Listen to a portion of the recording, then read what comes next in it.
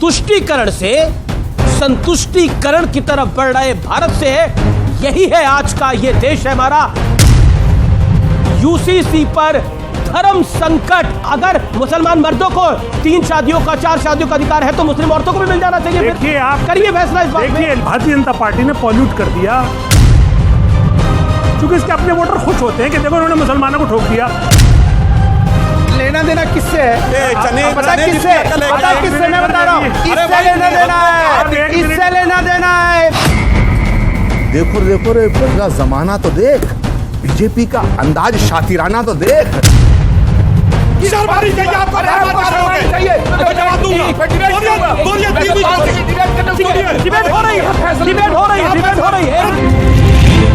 आप देख रहे हैं ये देश है हमारा, अमीश देवगन के साथ। नमस्कार व्यूअर्स, मैं हूं अमीश देवगन और आप देख रहे हैं वीकेंड का सबसे भरोसेमंद कार्यक्रम ये देश है हमारा। देश की नई संसद का पहला सत्र ऐतिहासिक हो सकता है, क्योंकि मॉनसून सत्र में मोदी सरकार यूसीसी यानी समान नागरिक संहिता यानी यूसीसी का बिल ला सकती है। एक देश और एक कानून की दिशा में यह अब तक का सबसे बड़ा और क्रांतिकारी कदम होगा। प्रधानमंत्री मोदी पहले ही कह चुके हैं कि एक घर में 2 कानून अब नहीं चलेंगे। प्रधानमंत्री ने अपनी मंशा जाहिर की तो इस पर सियासी घमासान मच गया, भूचाल आ गया। कांग्रेस के वरिष्ठ नेता सलमान खुर्शीद कह रहे हैं कि यूसीसी की देश में कोई आवश्यकता तक नहीं है। समाजवादी पार्टी के वरिष्ठ नेता member of parliament Shafiqur Rahman Barq तो खुलेआम कह रहे हैं, चाहे जो हो जाए हम तो सिर्फ मौलानाओं और मुफ्तियों की बात ही मानेंगे। सोचिए, ये वही लोग हैं जो सीए के वक्त बराबरी का रोना रो रहे थे। इन लोगों की मांग थी कि सीएए में मुसलमानों को क्यों नहीं शामिल किया गया, लेकिन आज इन्हें बराबरी बहुत खल रही है। व्यूअर्स, ये कैसा डबल स्टैंडर्ड है। जिस यूसीसी का जिक्र भारत के संविधान में है, जिस यूसीसी के समर्थक खुद बाबा साहेब भीमराव अंबेडकर थे, उस यूसीसी पर मुसलमानों को डराया क्यों जा रहा है? क्या असली दर तुष्टीकरण से संतुष्टीकरण की तरफ बढ़ रहे भारत से है? यही है आज का ये देश है हमारा। आज इसी मुद्दे पर होगी देश की सबसे बड़ी और सार्थक चर्चा, यूसीसी पर धर्म संकट। और आज बड़ी चर्चा का विषय यही है व्यूअर्स।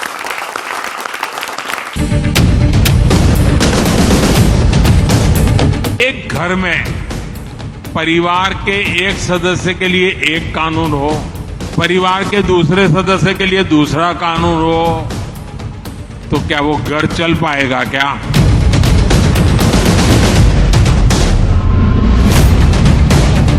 प्रधानमंत्री मोदी ने यूसीसी का नाम क्या लिया, बड़ा सियासी बवाल खड़ा हो गया। यकीनन अभी इसकी आवश्यकता नहीं है। ये हमारी पार्टी ने मांग की है कि हमें बताइए कि इसकी क्या आवश्यकता पड़ी थी। इसके बजाय कि इसको आगे चलाएं, इस पे बार बार सोचें कि कहीं कोई तूफान ना आए। अब तो खबर है कि सरकार नई संसद के मॉनसून सत्र में यूसीसी का बिल पेश कर सकती है। सरकार इस मसले पर सभी स्टेक होल्डर्स से बातचीत के पक्ष में है।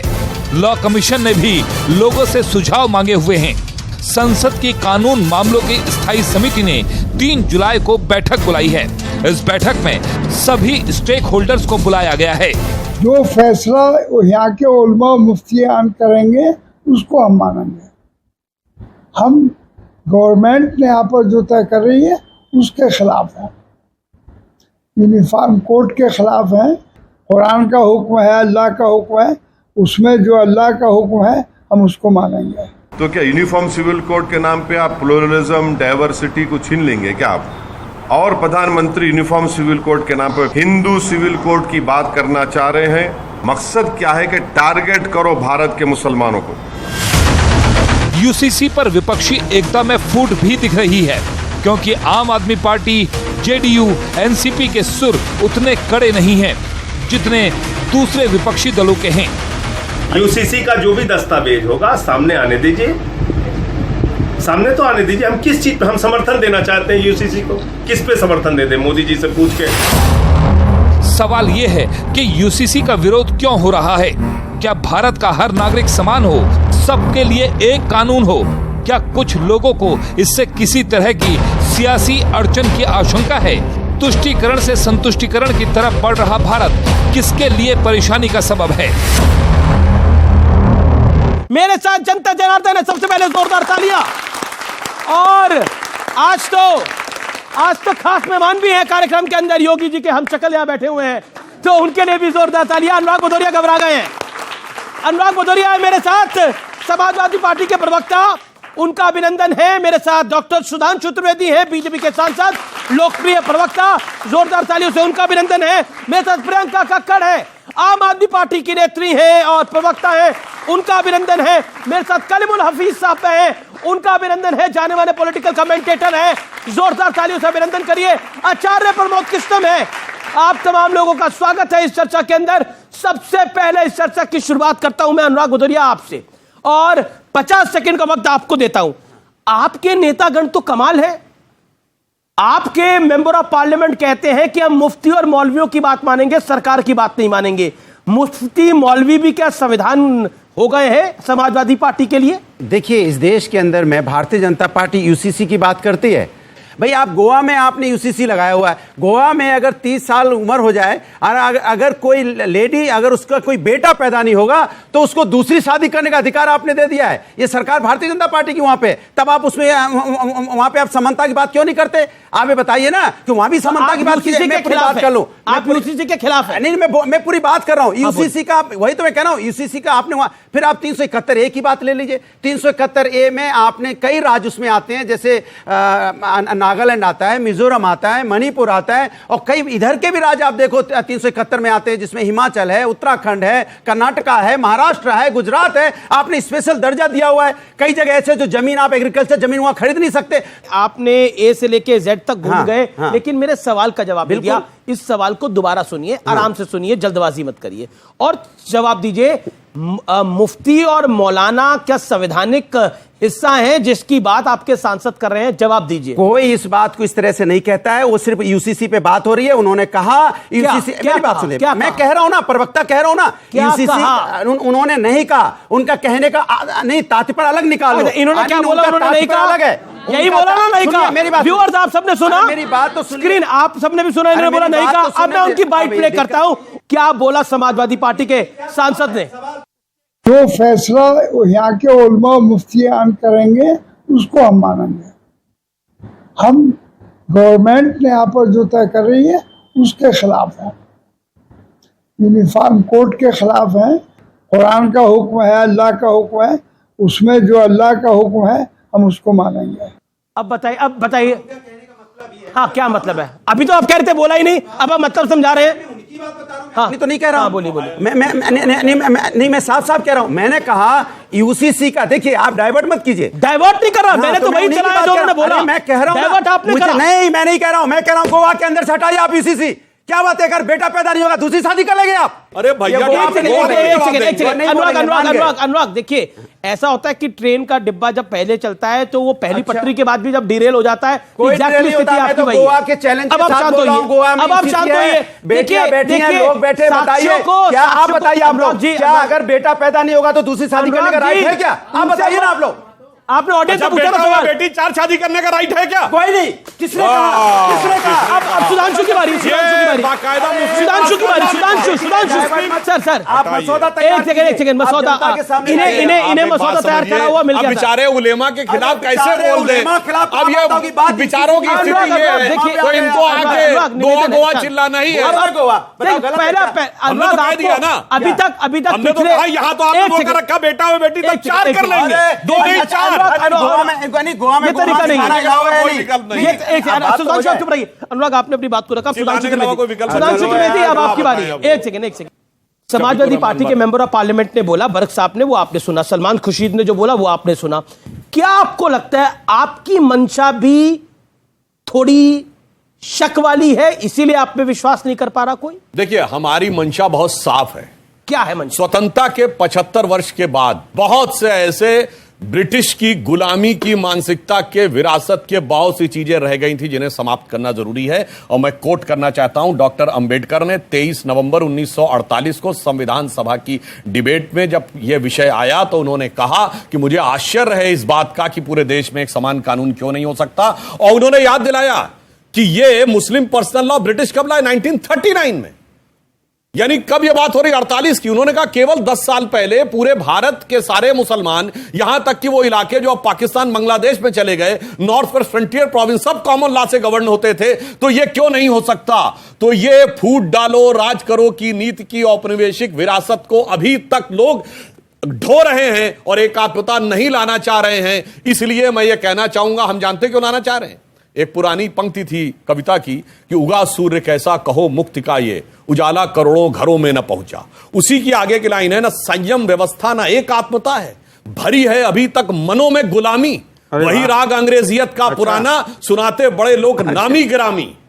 इसीलिए प्रजातंत्र की धार उतरी गगन पे मगर नीर जन सागरों तक न पहुंचा। तो अब मोदी जी के नेतृत्व में प्रजातंत्र की वह धार, वो सबके वो मुक्ति का सूर्य, उसका उजाला क्यों नहीं मुस्लिम बेटियों के पास धार्मिक नहीं है? आपका एजेंडा 10 सेकंड का 10 सेकंड लाइन और कह दूं। 10 सेकंड इस देश में अनुराग शांत रहिए, आप पता हो चुका है। 10 सेकंड। जी, समानता की बात में सांप्रदायिकता नजर आती है और संप्रदाय सापेक्ष नियम में धर्मनिरपेक्षता नजर आती है। ऐसा विचित्र उदाहरण आपको दुनिया में कहीं देखने को नहीं मिलेगा। कलीमुल हफीज साहब, एक बड़ा मूल सवाल है, इसमें धार्मिक एजेंडा क्यों दिखाई देता है? क्या आपको लगता नहीं है कि इसको संवैधानिक दायरे में देखना चाहिए? आप सोचिए, जेडीयू, आम आदमी पार्टी, एनसीपी का उतना बड़ा सिद्धांतिक सपोर्ट नहीं है, लेकिन जेडीयू और आम आदमी पार्टी वो कह रही है कि सिद्धांतिक सपोर्ट है हमारा यूसीसी को लेकर। क्या करिएगा? देखिए, भारतीय जनता पार्टी यूसीसी के बहाने मुसलमानों को निशाना बनाकर, असल निशाना उसका कुछ और है। मिसाल के तौर पर इनकी अपनी सहयोगी पार्टी है नागालैंड में, एनडीपीपी, उसके अध्यक्ष ने ये कहा, जो चैंगमंग क्योंक है, कि हमें ये मंजूर नहीं है। इनकी एक और सहयोगी पार्टी है अकाली दल, उसने भी बाकायदा स्टेटमेंट देकर कहा कि इस यूसीसी के बहाने से अल्पसंख्यकों के जो अधिकार हैं वो सीमित कर दिए जाएंगे, उन पर डाका डाला जाएगा।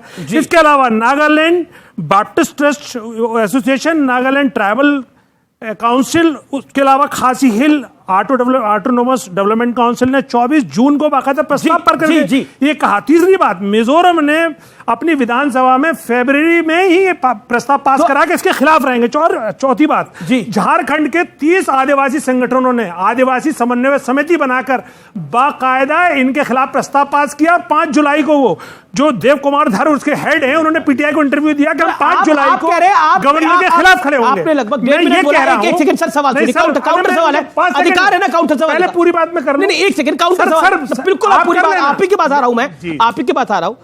आप ये सब बातें कह रहे हैं, अगर बीजेपी के समर्थक बीजेपी के साथ नहीं आ रहे हैं तो बीजेपी उनसे निपटेगी।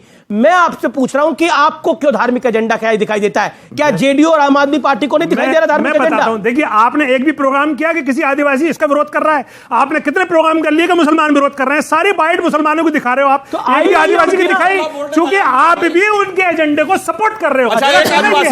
जेडीयू और आम आदमी पार्टी भी कर रही है, ये पूरे देश जेडीयू और आम आदमी पार्टी भी कर रही है। क्या आप भारतीय जनता पार्टी के एजेंडे को आगे बढ़ा रहे हो? इसे हिंदू मुस्लिम करके दिखा रहे हो। सच्चाई ये आपके मौलवी मौलाना बोल रहे हैं, सांसद बोल रहे हैं, आपने आदिवासी पॉलिटिकल पार्टी बोल रही है, all India Muslim personal law board बोल रहा है, तो कोई क्या करेगा? देखिए, वो प्राइवेट लोग हैं, मैंने जो बात कही है,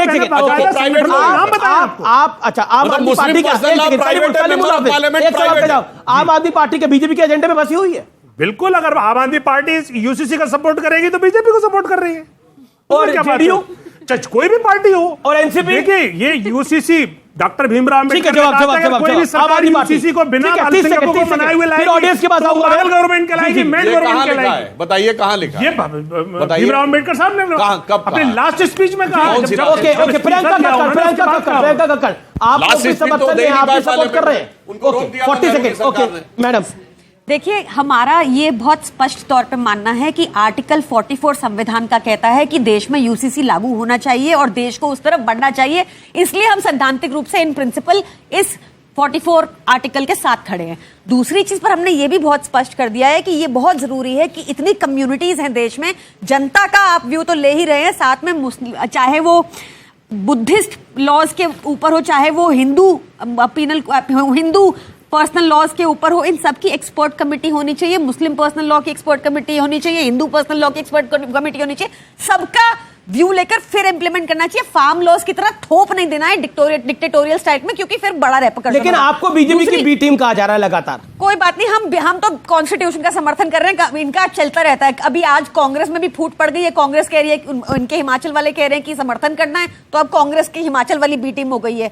तो छोड़िए, मेरा एक सिंपल सा कहना है कि देखिए इसका रेपकड़, इसमें प्रॉब्लम क्या है। इन्होंने कहा अब जो ये कांग्रेस तो वही कहेगी जो राहुल गांधी प्रियंका गांधी कहेंगे। इसको क्वेश्चन से क्वेश्चन ही एक, मतलब मैं सुधांशु जी से एक्सपेक्ट करती हूँ कि ये अच्छे से इसको आर्टिकुलेट करके बताएंगे कि जो यूसीसी गोवा का है उसमें ये प्रोविजन है कि एक हिंदू आदमी 2 शादियां कर सकता है अगर महिला को बेटा जो समाजवादी पार्टी के सांसद ने बोला उससे सहमत है आप? नहीं, आप मत घुमाइए ना। गोवा में इनकी सरकार है तो ये यूसीसी मॉडल कहता है। ये कह रहे हैं कि उत्तराखंड वाला यूसीसी ब्लूप्रिंट होगा जो अभी तक जारी नहीं हुआ, इसलिए चर्चा मुश्किल है। पर उस ब्लूप्रिंट की भी एक बात लीक हुई है और उसमें यह है कि महिला, अगर मर्द और पुरुष में लड़ाई हो जाए, डिवोर्स की स्थिति हो जाए, तो जो बच्चा होगा वो दादा दादी के पास रहेगा, जबकि हिंदू कानून में यह है कि बच्चा मां के पास रहेगा। तो इन बातों पर चर्चा जरूरी है। ये बड़ी बहुत डिटेलिंग की आप बात कर रही हैं। मैं सीधा आचार्य प्रमोद कृष्ण का रुख करता हूं। आचार्य प्रमोद कृष्ण, यूसीसी के विषय के ऊपर आम आदमी पार्टी का सिद्धांतिक समर्थन है। कांग्रेस आम आदमी पार्टी से नहीं सीख रही है या सीखना नहीं चाहती है? कांग्रेस वाली सीख गई। जी आचार्य जी, कांग्रेस पार्टी बहुत पुरानी पार्टी है, बल्कि देश की सबसे पुरानी पार्टी है, सबसे बड़ी पार्टी है। तो आम आदमी पार्टी को कांग्रेस से सीख लेनी चाहिए। और कांग्रेस पार्टी कर्नाटका में गारंटी भी हमारे नहीं बोले, कांग्रेस पार्टी सारे जवाब देंगे। आप कॉपी कर रहे हैं, नहीं कर रहे जी, आपने कैसा बीज बोया है कि देखिए झगड़ा हमारा और आम आदमी का भी करा दिया। अब मुझे टोक रही हैं, नहीं टोक रही सर, नहीं प्लीज, आम आदमी पार्टी की सम्मानित प्रवक्ता। खैर, मैं सुधांशु जी से ये सवाल करना चाहता हूँ कि आप सत्ताधारी दल हैं, आप ताकतवर पार्टी हैं, सबसे बड़ी पार्टी हैं, तो ये जो यूनिफॉर्म सिविल कोड आप लाना चाहते हैं, ये जब आप लाएंगे तो इसका एक पूरा ड्राफ्ट तैयार होगा। पूरा ड्राफ्ट तैयार होने के बाद मसौदा तैयार होगा, उसके बाद ही पता चलेगा कि आपकी नीयत क्या है। फिलहाल मुझे जो लग रहा है वो आपकी नीयत में खोट लग रहा है। अगर देश के हित के अंदर, देश के हित में, बिल्कुल हम चाहते हैं कि देश में एक संविधान, एक कानून लागू होना चाहिए, सब लोग एक समान होने चाहिए, लेकिन वो आप करेंगे कैसे? मुझे लगता है कि आप यूनिफॉर्म सिविल कोड के बहाने 2024 का एक निशाना साधना चाहते हैं। और आप जानते हैं अच्छी तरह कि जैसे ही आप यूनिफॉर्म सिविल कोड की बात करेंगे तो विपक्षी नेता, विपक्षी दल इसका समर्थन करेंगे, कुछ इसका विरोध करेंगे, जो इसका विरोध करेंगे। लेकिन जेडीयू और आम आदमी पार्टी दोनों पक्ष में है, क्या आपको लगता नहीं है कि आप कुछ मिस कर रहे हैं?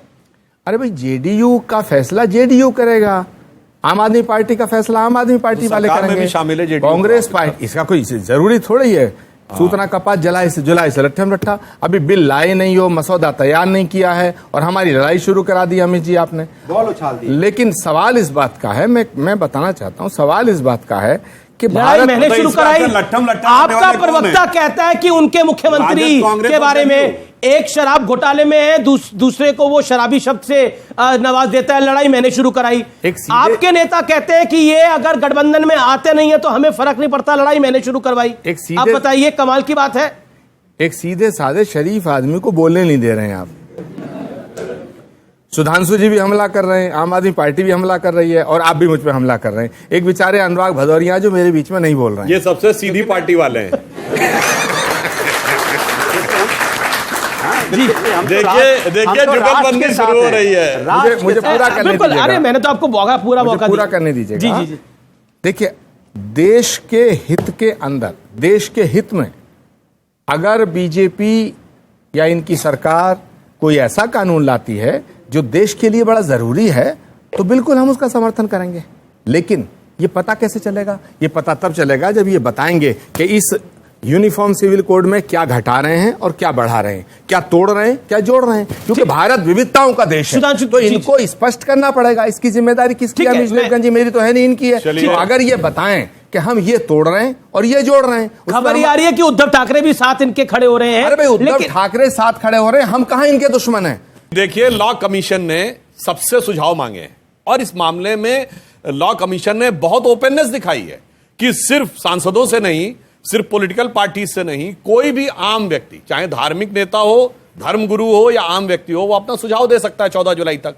और उसके आने के बाद एक ड्राफ्ट लॉ कमीशन तैयार करेगा, फिर वो ड्राफ्ट सरकार के पास आएगा, फिर वो पार्लियामेंट में आएगा, जो प्रक्रिया होगी। मगर जो लोग आज इतना कहते हैं, मुझे बताओ, मैं पूछना चाहता हूं, आचार्य जी बताएं कि जब नेहरू जी हिंदू कोड बिल लाए थे, कितने लोगों से सलाह मशविरा किया था? बताइए डिटेल में ना। नहीं, डिटेल में बताइए ना। सीरियस डिबेट है, मैं पूछना चाहता हूं फ्लोर ऑफ द हाउस पे डिटेल में बताइए कि उस जमाने में कितनों से कंसल्ट किया था, कितने धर्मगुरुओं से कंसल्ट किया था, कितनों की रिपोर्ट है कि बस नेहरू जी उठे, धड़ाक से कर दिया, वो अंबेडकर जी को बाहर कर दिया और लागू कर दिया। सारे हिंदू कमेटीज बनी थी और 16 साल लगे। अच्छा, आचार्य प्रमोद किस्म सक्षम है अपनी बात का जवाब देने? सुधांशु जी का बड़ा अच्छा सवाल है कि नेहरू जी ने किससे कंसल्ट किया था। अरे भाई, जब नोटबंदी की थी तो मोदी जी ने किससे कंसल्ट किया था? जब ये किसान का बिल लाए थे तो किससे कंसल्ट किया था? और जब किसानों का बिल वापस किया तो किससे कंसल्ट किया था? मतलब इन्होंने, बहुत अच्छी बात, मतलब इन्होंने मान लिया कि अभी तक कंसल्ट करने की जो बातें कर रहे थे वो सिर्फ नाटक था, क्योंकि आखिर में नेहरू जी ने नहीं कंसल्ट किया था। यह स्वीकार करने के लिए धन्यवाद। यानी अब जबकि हमारा तो लॉ इन्होंने भी नहीं किया, कर रहा है, मतलब ये तो ये भी नहीं बता सकते किसी के पास लेटर क्या हो, काम बीजेपी कर रही है। अच्छा अमित जी, इन्होंने मान ली कि उन्होंने नहीं कंसल्ट किया था, इसलिए हम कुछ कंसल्ट नहीं कर रहे हैं। भाई हम नोटबंदी करेंगे, मेरी मर्जी। अगर हम लॉकडाउन लगाएंगे, मेरी मर्जी। 2000 का नोट चालू करेंगे, मेरी मर्जी। बंद करेंगे, मेरी मर्जी। मैंने संविधान कुछ है ही नहीं, संविधान का कोई मतलब नहीं है। संविधान में तो बात होगी ना। आपका सवाल है स्वामी जी, मैं एक चीज पूछता हूँ, ये जो यूजीसी हो रहा शुरू, यूसीसी, ये देश हित के लिए है। नेहरू जी ने जो किया था वो देश हित में नहीं था। जी, सवाल जवाब। बिल्कुल, नेहरू जी पे मुकदमा चलाया जाए। नहीं, सारे देश की समस्याओं का जो जड़ है वो नेहरू जी तो है ही, और सारे बिल्कुल है। बहुत अच्छी बात। और कुछ कहना है? वो तंज के और कुछ कहना है? सुधांशु जी यही काम कराएंगे देश के पहले प्रधानमंत्री को। सुनिए, मैं आपको याद दिलाता हूँ। पर सुधांशु जी, हर चीज नेहरू जी पे कैसे? मैं जवाब दे रहा हूँ। अरे अनुराग भाई, आप तो शांत रहिए, हर सवाल में जवाब नहीं दे रहे। अब मैं नेहरू जी की जुबानी, उन्होंने यूसीसी के लिए क्या बोला, मैं कोट कर रहा हूँ। फरमाइए। एक हंगरी के पत्रकार जिनका नाम है टिबोर मोंडे, उनको 1956 में नेहरू जी ने इंटरव्यू दिया, बहुत विस्तार से 3 घंटे का इंटरव्यू, जिसपे उस हंगरी के पत्रकार ने किताब लिखी, Nehru's view India in the world. उसमें जिस समय समान नागरिक संहिता की बात हुई तो नेहरू जी ने बड़े गर्व से कहा कि हमने हिंदुओं में दूसरी शादी अवैध कर दी है, हमने विरासत के नियम निर्धारित कर दिए हैं, महिलाओं को अधिकार दे दिए हैं। अब वो पत्रकार कहता है मुसलमानों के बारे में, तो नेहरू जी का वर्ड है, बकौल Nehru ji, I can not dare to touch Muslims. मेरी हिम्मत नहीं है, मेरी हैसियत नहीं है कि हम मुसलमानों को छू सकें, क्योंकि उनकी अपनी सोच है, अपनी धार्मिक भावना, उनको उनके हिसाब से चलना चाहिए। इसका अर्थ हो गया वो डेयर, हैसियत नहीं वाली बात उस जमाने में भी थी। और उसके बाद वो याद करिए, आरिफ मोहम्मद खान साहब ने बताया था कि राजीव गांधी सरकार के समय में जब उन्होंने शाहबानो केस के ऊपर इस्तीफा दिया तो राजीव गांधी सरकार के एक मंत्री ने उनसे कहा कि तुम क्यों इसके खिलाफ खड़े हो? तो आरिफ साहब ने कहा क्योंकि ये मुसलमानों को गर्त में ले जाने वाला काम हो रहा है। तो बकौल आरिफ साहब, उस कैबिनेट मंत्री ने कहा कोट अनकोट कि अगर मुसलमान गटर में पड़े रहना चाहते हैं तो उन्हें पड़े रहने दो, तुम क्यों उनको उठाने के लिए निकले हो? तो वही स्थिति है कि इन्होंने पिछले 60-70 सालों में सिर्फ कट्टरपंथी, मैं मुस्लिम समाज की बात नहीं कर रहा, मुस्लिम समाज के कट्टरपंथी तबकों के साथ वोट की तिजारत कर करके, और उस वोट की तिजारत की कंपटीशन में इन दोनों ने लेकर देश का भी नुकसान किया, समाज का नुकसान किया, मुस्लिम समाज का नुकसान किया, और इसीलिए सारी माइनॉरिटीज में सबसे खराब स्थिति में मुस्लिम क्यों है? कलीमुल, क्या आपको लगता नहीं है कुछ चीजें वाजिब है? सिखों को दिक्कत नहीं है, बौद्धों को दिक्कत नहीं है, जैनों को दिक्कत नहीं है, इसके अलावा ईसाइयों को दिक्कत नहीं है।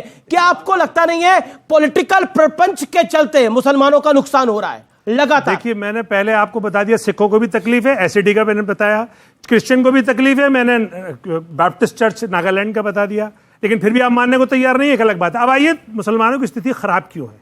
ये बिल्कुल सही कह रहे हैं कि मुसलमानों की स्थिति खराब है, लेकिन उस खराब से भी खराबतर कर दी मोदी सरकार ने, जब उनका हिस्से में सिर्फ 5,000 करोड़ का बजट था, जो 0.1% भी नहीं है, उसे 30-40% कम करके 3,000 कर दिया। 1,78,000 बच्चे इस साल हायर एजुकेशन में मुस्लिम्स कम एनरोल हुए हैं। सारी कम्युनिटीज का जो एनरोलमेंट है वो ऊपर बढ़ा है, लेकिन मुसलमानों का 8% नीचे गया है। ये सब भाजपा की मुस्लिम विरोधी नीतियों का नतीजा है। अब आखिरी उस ताबूत में कील ठोकना चाहते हैं यूसीसी के बहाने से कि उनकी कल्चरल, उनकी जो शिनाख्त है, उनकी पहचान है, उसे भी खत्म करना चाहती है आपको नहीं बीजेपी। लगता कि जो आपको अधिकार है वो मुसलमान महिलाओं को भी अधिकार हो? बिल्कुल है। अगर मुसलमान मर्दों को 3 शादियों का, 4 शादियों का अधिकार है तो मुस्लिम औरतों को भी मिल जाना चाहिए। देखिए, आप करिए फैसला इस बात पे। देखिए, नेशनल हेल्थ, सुनिए आप, मैं आपके थ्रू देश को बताना चाहता हूं, नेशनल हेल्थ फैमिली सर्वे 2019 से 21, ये भारत सरकार का सर्वे है, वो ये बताता है कि 1 से ज्यादा जो शादियां हैं वो हिंदुओं में 2.2 हैं और मुसलमानों में 1.9 है। बंद हो जाएगी ना? नहीं, दोनों के लिए बराबर है ना? हिंदू के लिए भी बराबर, मुसलमान के लिए भी बराबर, सिख के लिए बराबर, ईसाई के लिए भी बराबर। मुसलमान को टारगेट नहीं करना चाहिए ना। तो टारगेट कैसे हो रहा है? मुसलमान बताइए ना, क्या ये फैसला हिंदुओं पे लागू नहीं होगा? करिए ना। क्या ये फैसला, क्या ये कलीमुल हाफिज पे लागू होगा और अनुराग भदौरिया पे नहीं होगा और प्रियंका कक्कड़ पे लागू नहीं होगा? अब आइए, अरे भाई सुनिए, तो हिंदुओं में दूसरी शादी लीगल है, 2.2 कहां से बोल दिया भाई? सर, ये नेशनल हेल्थ फैमिली सर्वे डाटा कहां से आया भाई? ये इलीगल डाटा कहां से आ गया मेरे भाई? ये इलीगल डाटा आया कहां से? एक्स्ट्रा मैरिटल अफेयर हिंदुओं में 2.2 है। अच्छा, एक्स्ट्रा मैरिटल अफेयर मुसलमानों में वो जायज शादी कहलाती है, हिंदुओं में एक्स्ट्रा मैरिटल अफेयर कहलाता है। अब एक नई परिभाषा दी, हेल्थ फैमिली सर्वे कहता है शादी कराती हूं। अच्छा, अब आइए सुनिए, एक्स्ट्रा मैरिटल देखिए, अब थोड़ी देर के अंदर अभी सुनिए, ये एक्स्ट्रा मैरिटल अफेयर का आंकड़ा हो गया, हो गया। ये किसने सर्वे करके बताया? कौन बता रहा है कि उसका एक्स्ट्रा मैरिटल मैं कह रहा हूं एक्स्ट्रा मैरिटल अफेयर बीवी का अगर बीवी का है तो उसके पति को पता नहीं है, पति का है तो उसकी बीवी को पता नहीं है। एक सेकेंड, आपके पास ये आंकड़ा कैसे आ गया सर? ये इसलिए आ गया, आपके पास कैसे आ गया? देखिए, आप पढ़े लिखे पत्रकार, ये बहुत जानकारी आप नेशनल हेल्थ फैमिली सर्वे 5 देखिएगा और उसमें देखिएगा। व्यूअर्स, ये देश है हमारा में इस समय मैं रुकूंगा एक अंतराल के लिए, लेकिन अंतराल के उस पार जनता के सवाल होंगे, इनके जवाब होंगे और आप देख रहे हैं ये देश है हमारा।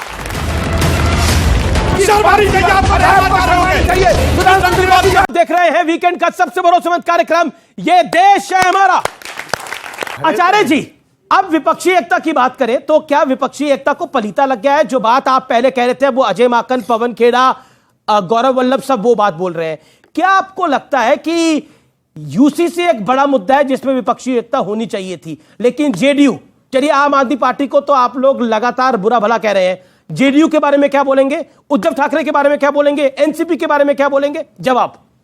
भाई, पहली बात यह, विपक्षी एकता में पलीता मैंने नहीं लगाया, आप लगा रहे हैं। दूसरी बात है, अगर ये इल्जाम हमारे सिर रखना है और हम इसके घड़े को हमारे सिर पे फोड़ना तो अलग बात है। हमने आम आदमी पार्टी को कभी बुरा भला नहीं कहा। हमने तो आम आदमी पार्टी की सरकार बनवाई साहब पहली बार, और कांग्रेस के दिल्ली के तमाम नेता विरोध में थे, फिर भी उसके बाद आम आदमी पार्टी की पहली बार सरकार बनाई। और ये दिल्ली में नहीं किया कांग्रेस पार्टी ने, रीजनल पार्टियों को जब जब ताकत कांग्रेस ने दी है तब तब ताकतवर होने के बाद उनकी पहली लड़ाई बीजेपी की बजाय कांग्रेस से हो जाती है।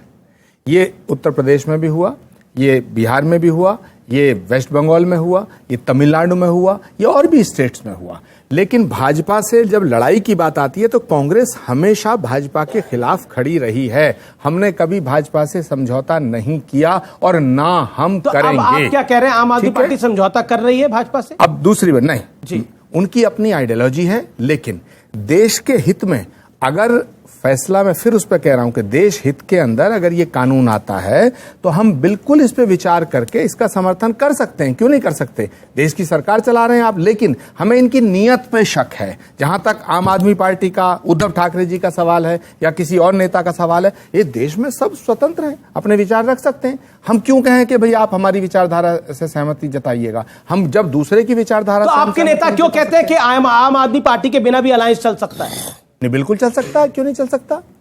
आम आदमी का काम हमारे बिना चला नहीं चला, तो हमारा काम भी इनके बिना चल जाएगा। इसमें कौन सी बड़ी बात हो गई? इनकी बात, लेकिन एक सेकंड, ये गंभीर बात हो रही है। अगर समाजवादी पार्टी ये चाहती है या ममता बनर्जी की पार्टी ये चाहती है या शरद पवार जी की पार्टी ये चाहती है या केसीआर की पार्टी ये चाहती है कि साहब कांग्रेस को साइड रखो और हम अकेले ही लड़ लेंगे बीजेपी से, तो फिर हम भी कह देंगे कि हम भी 2024 का चुनाव अकेले लड़ने में सक्षम है। हमें भी किसी की जरूरत नहीं है। क्या इस मोदी जी जो हैं वो कांग्रेस की समस्या हैं? अरे मोदी जी तो इस देश की समस्या है। अगर देश की समस्या से निपटना चाहते हो तो फिर कांग्रेस के नेतृत्व में आकर के ही लड़ाई लड़नी पड़ेगी, क्योंकि राष्ट्रीय स्तर पर 5 सेकंड राष्ट्रीय स्तर पर बीजेपी को रोकने का काम अगर कोई दल कर सकता है उसका नाम है कांग्रेस। कांग्रेस के नेतृत्व में आने में आपको दिक्कत क्यों है? यूसीसी पर क्या आपने जल्दबाजी करी? जो भी गलतियां कांग्रेस ने की, बीजेपी कहती है कि यही मेरा रीजन है कि मैं आज वो गलती 10 टाइम ज्यादा क्यों कर रही हूं, तो वो गलत है। बार बार डिबेट जा रही है हिंदू वर्सेस मुस्लिम में, ये मुद्दा ही नहीं है। सबसे पहली चिंता मेरी ये है कि यूसीसी कोर्ट जो गोवा का है वो एक आदमी को 2 शादियां करने का राइट देता है अगर महिला को बेटा नहीं होता। क्या ये रहेगा? दूसरा, इनका जो यूसीसी उत्तराखंड का ब्लूप्रिंट आया है उसमें आया है कि अगर हस्बैंड वाइफ का डिवोर्स होता है तो बेटा तो बच्चे को ग्रैंड पेरेंट्स को दे दिया जाएगा। क्या ये सही है? ऐसा होना चाहिए। इसमें इन्होंने जो 371 का प्रोविजन है कॉन्स्टिट्यूशन में, वो कहता है कि मिजोरम और नागालैंड के स्पेशल राइट्स हैं। उसमें एनडीपीपी, जैसा भाई ने बताया, एनडीपीपी ऑलरेडी अपना ऑब्जेक्शन दर्ज कर चुकी है जो इन्हीं की अलायंस है। उसमें ये सारे मेन मुद्दे हैं। इनका जवाब क्या रहेगा? अगर सुधांशु जी सपोर्ट करते हैं तो अब तक किस बात पे सपोर्ट कर रहे हैं बिना ब्लूप्रिंट के? जी सुधांशु त्रिवेदी। देखिए, मैं दोनों की बात का उत्तर देता हूं। पहले तो आचार्य जी ने कहा कि कांग्रेस ने हमेशा रीजनल पार्टी का साथ दिया और फिर रीजनल पार्टी ने भाजपा से लड़ाई लड़ी। मान्यवर, आप पूरी तस्वीर नहीं बता पाए। आम आदमी पार्टी का उद्भव कैसे हुआ? 32 सीटें हमारी थी, 28 इनकी और 8 इनकी। आपकी सरकार हारी थी, ईमानदारी से स्वीकार कर लेना चाहिए था। आप 8 सीटों पे आ गए, बात खत्म। मगर बीजेपी को रोकने के लिए आपने इनका साथ दिया। उसके बाद ये लड़ाई हमसे न लड़ते तो आपसे लड़ते, आपकी तो 0 सीटें हो गई। उसके बाद आप लड़ाई में नहीं रह गए। वैसे ही उत्तर प्रदेश में हुआ। जब मुलायम सिंह जी पहली बार मुख्यमंत्री बने तो भाजपा की 56 सीटें थी, मुलायम सिंह जी की 180 सीटें थी। जनता दल वीपी सिंह के जमाने में कांग्रेस 96 सीटों के साथ मुख्य विपक्षी दल था। जब अयोध्या में फायरिंग हुई, हम इनसे अलग हो गए, उन्होंने उनको बचाया, तो फिर क्या हुआ? उसके बाद वो साफ ही हो गए। तो लड़ाई हमसे ही होनी है भाई, क्योंकि हमारे ही खिलाफ मन में नफरत रख के आपने किया था। अब हम इसके ऊपर आते हैं। देखिए, जो ट्राइबल्स एरियाज हैं या किसी की भी संस्कृति हो अथवा जमीन का संरक्षण हो, उसका इस कॉमन सिविल कोड से क्या लेना देना? ये तो बड़ी सिंपल सी बात है। अरे भाई, उसका क्या बात कर रहे हैं? सवाल है जमीन सिविल का। प्रियंका जी अनुराग एक सेकंड, मेरी पूरी बात होने दीजिए। का जवाब देखिए, सबका जवाब एक सवाल है। आपका सवाल है ना? वो जवाब दे देंगे। सवाल मैं ये पूछना चाहता हूं कि यूसीसी आने के बाद हिंदू निकाह किया करेंगे या मुसलमान फेरे फेरेंगे? जरा बताइए। क्लियर। अरे भाई, इसका धार्मिक संस्कृति परंपरा से क्या मतलब? मैं बता रहा हूं। तो फिर किससे? सुनिए, मैं जवाब दे रहा हूं। अरे भाई, मैं उदाहरण दे रहा हूं। मैं उदाहरण दे रहा हूं। जैसे पैनल कोर्ट में सब एक हैं, हत्या हुई तो फांसी होगी। अब फांसी के बाद दफनाओगे या जलाओगे अपने ऊपर है, मगर फांसी होगी हत्या पे। यह रूल होना चाहिए। मगर यहाँ तो है भाई। गलत एग्जाम्पल। जो आप शादी पे बात होती है, शादी की बात होती है, आप बोले नहीं तो यार। एक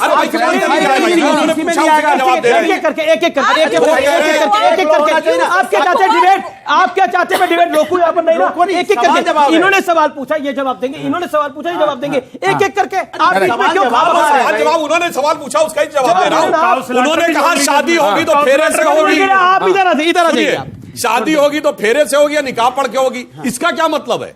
मैंने जैसे कहा कि मृत्यु होगी उसके बाद दफनाओ या वो करो, अपने हिसाब से करो। वैसे ही शादी होगी, तुम अपने संस्कार से करो। बस शादी में एक बात तय हो जाएगी, शादी होगी तो रजिस्ट्रेशन कराना पड़ेगा। शादी होगी तो सबके लिए एक पत्नी एक पति होगा। इसमें कौन सी समस्या की बात है? इसमें कोई समस्या की बात है? अब आइए लैंड वाली बात करते हैं, जिस पे बात हुई लैंड वाली बात पे, जो प्रियंका करने बात करता हूं।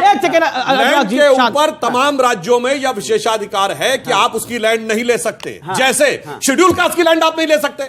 इसका यूसीसी से क्या लेना देना भाई? क्या सिंपल बात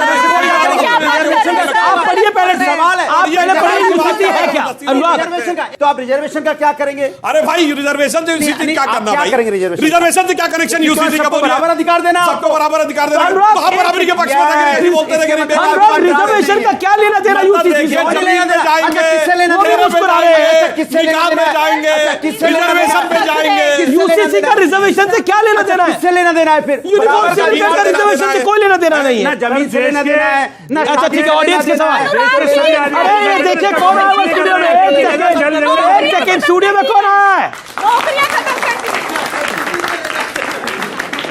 आप क्या कहना चाहते हैं? यार मेरा आपसे सवाल क्या? आप तो बोलिए भाई, सवाल क्या पूछेंगे आप? बोलिए। आप तो मेरे को इतना ही पूछ रहा है, आप तो ठोक दीजिए। बिल्कुल ठोकूंगा। आप 35 करोड़ से ऊपर क्यों नहीं सोचते हो? मोदी जी 140 करोड़ के बारे में सोच रहे हैं और आप केवल 35 करोड़ पे टिके। अच्छा, ये तो आप 140 करोड़ के बारे में सोचिए। अच्छा, एक सवाल है, ये वेशभूषा अभी आपने 2017 के बाद धारण करी है या उससे पहले से पहनते आ रहे हैं? ये केवल 2022 के बाद चालू हुई है। 2022 के बाद चालू हुई है। चलिए, कंफ्यूजन हो जाता होगा कई बार लोगों को, लेकिन आपको यार देख के अनुराग भदौरिया थोड़ा डर गए थे। अच्छा मैं ऐसा तो नहीं था। एक सेकंड। अब देखिए, बीजेपी के प्रवक्ता कह रहे हैं शादी से यूसीसी का लेना देना नहीं, जमीन से लेना देना नहीं, रिजर्वेशन से लेना देना नहीं, तो प्रभु लेना देना किससे है? अरे भाई, लेना देना किससे है? बता किससे? मैं बता रहा हूँ, इससे लेना देना है, इससे लेना देना है। महंगाई पे बात ना हो जाए, टमाटर 120 रुपया हो गया है, इससे लेना देना है। इससे चर्चा नहीं करना चाहते। हाँ, ये इससे लेना देना है, क्योंकि इससे ध्यान भटकाना चाहते हैं आपको। इनको किसी से लेना देना नहीं है। अमीर जी, अभी ये डिबेट को उस लेवल पे लाएंगे। सुनिए, अभी ये कहेंगे फेरे और निकाल तक लाए हैं, अभी ये कहेंगे अरे टमाटर ज्यादा देर जेब में मत रखिए, गड़बड़ हो जाएगी। 120 रुपए किलो है। अच्छा, ये खरीद के लाए, चुरा के लाए? अरे खरीदा हुआ भैया, ये एक खरीदा है। मेरा नाम गोवर्धन पांडे है जी। मेरा भाइयों से जवाब है, क्योंकि जो मुसलमान समुदाय के लोग हैं सबसे ज़्यादा प्रताड़ित मुसलमान है इस समय। हमें ये यूनिफॉर्म सिविल कोड का समर्थन करना चाहिए, क्योंकि हमारे देश में समान कानून व्यवस्था होनी बहुत जरूरी है। इस देश को चाहिए। तो अभी एक बात और कहता हूँ, जैसे एक उदाहरण देता हूँ। जैसे एक मुसलमान समाज में एक शादी होती है, शादी होने के बाद जब उस मुसलमान लेडी का बच्चा नहीं होता है तो वो अपने बच्चे को, किसी बच्चे को गोद नहीं ले सकती है। ये इनके शरीयत के अंदर में है, दूसरे बच्चे को गोद नहीं ले सकती है। मुसलमान को दूसरी शादी करनी पड़ती है, ऐसे तीसरी शादी कर लेते हैं। ऐसे ही हैदराबाद में 12 साल की लड़की, वो विषय अलग है, हाँ। लेकिन आपने बांध कर रखा वो जो हैदराबाद का विषय वो अलग है। लेकिन एक लेजिटिमेट सवाल है, इसका जवाब दीजिए। क्यों आप हमेशा शक की निगाह से देखते हैं? ऐसा तो नहीं है, बीजेपी ने तो अब ये भी बोला पसमानदा मुसलमानों के लिए दिल खोलकर नरेंद्र मोदी स्वागत कर रहे हैं। देखिए, किसी भी स्वस्थ लोकतंत्र में उसकी परिभाषा ये है कि जब उसकी माइनॉरिटी अगर स्वस्थ और सुकून में होगी और शक नहीं करेगी, समझ लीजिए वो देश का लोकतंत्र स्वस्थ है। भारतीय जनता पार्टी ने पॉल्यूट कर दिया, इसने इतना डराया है और ये जुल्म कर भी रही है और करती हुई दिखना भी चाहती है, क्योंकि इसके अपने वोटर खुश होते हैं कि देखो उन्होंने मुसलमानों को ठोक दिया योगी जी की तरह। तो इसलिए ये इनका जो भी इनकी नियत होती है, सारी पार्टियों को शक हो जाता है। अभी मसौदा नहीं लाए, लेकिन शक सबको है, क्योंकि ये करते ही वो काम है। अभी जैसे बुलडोजर चल रहा है, सिर्फ मुसलमानों के घरों पे बुलडोजर चल रहा है, बाकी किसी पे नहीं चल रहा। कलीमुल हफीज साहब, अगर यूसीसी इतना खराब है, इस्लामिक देशों में यूसीसी क्यों है? गल्फ नेशंस में यूसीसी क्यों है? अमेरिका से लेकर टर्की तक यूसीसी क्यों है? सऊदी अरब से लेकर क्यों है बाकी देशों में? बिल्कुल गलत बयानी कर दिया है। गलत बयानी है। अमेरिका में मैं आपको देश गिना सकता हूं। अमेरिका में तो 50 राज्य और 50 संविधान। हिंदुस्तान अलग है भैया, हम अनेकता में एकता वाले देश हैं। आप हिंदुस्तान को बाहर से क्यों कंपेयर करो भैया? हम तो अनेकता में एकता वाले लोग हैं, हमारी अलग पहचान है भैया। हम तो वर्ल्ड, हम तो विश्व गुरु वाले लोग हैं। आप उसको कंपेयर कर ले इधर उधर से। मैं इनसे पूछना चाहता हूं, हाँ, मैं कंपेयर बात आपके सांसद की तरह कंपेयर करूं कि मैं मौलवी और मुफ्तियों से बात करूंगा? मैं पूछना चाहता हूं इनसे बार बार कि आपने सिखों से संपर्क किया? देखो, यूसीसी एक बात होती है ना, कहीं कुछ बना ही नहीं। कहते ना, 2 लठ गए, बोले ये खेत हमारा होगा। बोले खेत होगा तो क्या करोगे? इसमें सरसों बोएंगे, फिर सरसों पैदा होगी, फिर गाड़ी खरीदेंगे। गाड़ी तुम अकेले चलाओ क्या? नहीं, मैं भी चलाऊंगा। उसी में लट्ठा मलट्ठा हो गया, लाठी मार दी एक दूसरे को। खेत है ही नहीं कहीं। ये कहानी किसकी बता रहे हो? यूसीसी लाए नहीं है, यूसीसी कहीं है ही नहीं, मसौदा तैयार नहीं, लड़ा रहे हैं सबको, लड़ जाओ लड़ जाओ लड़ जाओ, ये हाल है। ये तो आपके ऊपर डिपेंड हुआ ना। मैं बता रहा हूं। अच्छा, यार लड़कियां सवाल पूछा जाती है, एक सेकंड, लड़कियां कुछ सवाल पूछा जाती है। मैं अब सिर्फ लड़कियों के पास आऊंगा सवाल के लिए। बोलिए, खड़े होकर पूछिए। मेरा नाम अंशु ठाकुर है। मेरा सवाल समाजवादी पार्टी और कांग्रेस से है कि आप लोग यूसीसी का समर्थन क्यों नहीं कर रहे? आपको ये डर तो नहीं सता रहा कि अगर यूसीसी लागू हो गया तो मुस्लिम समाज में जितनी लड़कियां हैं वो आगे बढ़ जाएंगी जो आज दबी हुई हैं? जवाब दे दूं? आपने जवाब दे रहा हूं, बताइए। बस जवाब दे रहा हूं। देखिए मैं जवाब, एक मिनट। देखिए, बात हमने ये नहीं कह रहे कि आप यूसीसी मत लाओ। हम इनसे कह रहे हैं आपने यूसीसी में क्या मसौदा तैयार किया, सिर्फ मुस्लिम नहीं, हिंदू, मुस्लिम, सिख, ईसाई, बौद्ध, जैन, सबसे आपने संपर्क किया, बात की, मसौदा लाए, मसौदा है नहीं, चर्चा चल रही है। एक लाइन सुनिए, इन्होंने कहा ना ये लठ वाली बात, जानते क्या है सारी समस्या क्या है कि बेचारे मुस्लिम समाज को ऐसे फंसा फिर मुस्लिम पे आ गए, हमें सिख की भी बात होती है, आप कमाल है, मुस्लिम मुस्लिम मुस्लिम, मैं सिख की बात करता हूं, बौद्ध की बात करता हूं, हिंदू की बात करता हूं, कमाल है भाई, ये तो गलत बात है, गलत बात है भाई। आप एक नहीं बता सकते, आपने माइनॉरिटी कमीशन का चेयरमैन बनाया हो गैर मुस्लिम, खैर तो जानते क्या है, अब उसी के लिए सब लठ लिए खड़े हैं, वो कहते मेरी तरफ आ जा, वो कहते मेरी तरफ आ जा, वो कहते मेरी तरफ आ जा, यानी उसके बेचारे की हालत ऐसे मुस्लिम समाज की लैला जैसी हो गई है कि वो ये कहते हैं मैं तेरा आशिक पुराना तो देख, वो कहते मैंने गोली चलवाई मेरा कारनामा तो देख, तो वो कहता मेरा खानदानी घराना तो देख, तो मुस्लिम समाज हो गया कि रजिया फंस गई गुंडों में। जी जी आचार्य जी, ऐसा क्यों है, मैं ये सवाल इसलिए आपसे दोबारा पूछ रहा हूं, ऐसा क्यों है जो कांग्रेस को नजर आ रहा है वो आम आदमी पार्टी को नजर नहीं आ रहा और वो जेडीयू को भी नजर नहीं आ रहा, ऐसा क्या नजर आ रहा है आप लोगों को यूसीसी में? बड़ी गंभीर मोड़ पर आ गई है बहस। 2-3 सवाल जिम्मेदारी से अगर आपकी अनुमति हो तो कर लूं। जी जी सर प्लीज। पहला, सुधांशु जी ने ये कहा कि साहब हम जो शादी के रीति रिवाज हैं उनमें कोई परिवर्तन नहीं आएगा यूसीसी के आने के बाद, जन्म मरण के संस्कारों में कोई परिवर्तन नहीं आएगा, तो मुझे लगता है कि जो सारा लबो लबाब है ये 4 शादियों को लेके है, कुछ हद तक यही समझिए। हाँ और क्या तो 21वीं सदी में नहीं होना चाहिए। कलीमुल साहब एक मतलब ये अभी भी पक्ष में है। नहीं 4 शादियों को लेके है हमेश। आप चाहते हैं 4 शादियां रहे? नहीं मैं तो कह रहा हूं हिंदुओं को हक दे तो बराबर हो जाएंगे। ओफो कैसे दिल की आरज़ू लबों पे आती है, आखिर में देखिए खरबूजे देख खरबूजा कैसे रंग बदलता है। अरे भाई मेरी बात सुनो। नहीं तो फिर सुनो ना, इसमें काउंटर सवाल है। फिर यार इतनी देर बाद। जी जी बोलिए आप कहा भाई आप उनकी 4 बीबियां रखने का हक छीन रहे ना, और आप चाहते हैं कि इन्हें काट के छोटा कर दे, यहाँ कर दे, तो भाई उन्हें बड़ा तकलीफ हो रही है, तो हिंदुओं को दे दो 4 शादियां, तो एकता आ जाएगी, समरसता आ जाएगी। नंबर 1। नंबर 2 बीवियों को भी हक दे दो 4 शौहर रखने का, फिर ये तो बराबर का दर्जा होगा। हिमाचल में है, नॉर्थ ईस्ट में है। इसमें तो क्या नहीं है इस्लाम में।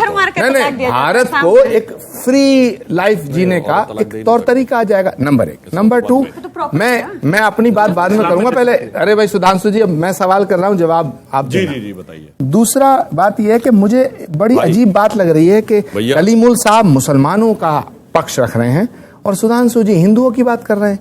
कितना बेहतर होता जब सुधांशु त्रिवेदी मुसलमानों के दर्द की बात करते और कलीमुल हफीज हिंदुओं की बात रखते, तो ये असली हिंदुस्तान पर मैं तो हिंदुओं की बात कर रहा हूं, तो असली हिंदुस्तान बन शुरू से कर रहा हूं। और सुनिए तीसरा पॉइंट है सुधांशु जी, हम तो मुस्लिम महिलाओं के दर्द की बात कह रहे हैं। सुधांशु जी इन मुसलमानों के पीछे क्यों पड़े हो? इन्होंने क्या बिगाड़ा आपका? क्या इस देश के अंदर मुसलमान हिंदुस्तानी नहीं है? क्या ये देश इनका नहीं है? क्या इन्हें अपनी बात कहने का हक नहीं है?